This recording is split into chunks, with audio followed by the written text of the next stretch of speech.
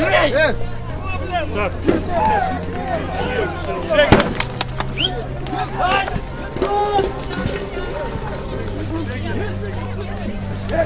задержан! За что? Вы можете документы попросить? За что вы меня тащите? За что вы меня тащите?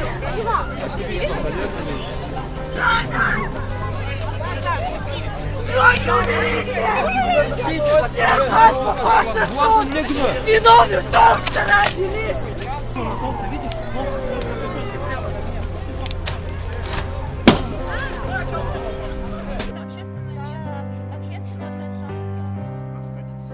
А екі тараптан тең қармалды ошондо. За что?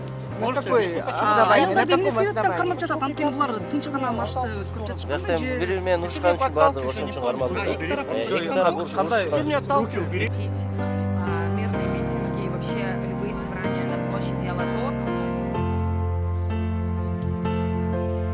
Пришла практически вовремя, ровно в 12, и увидела, что уже ребята куда-то убегали.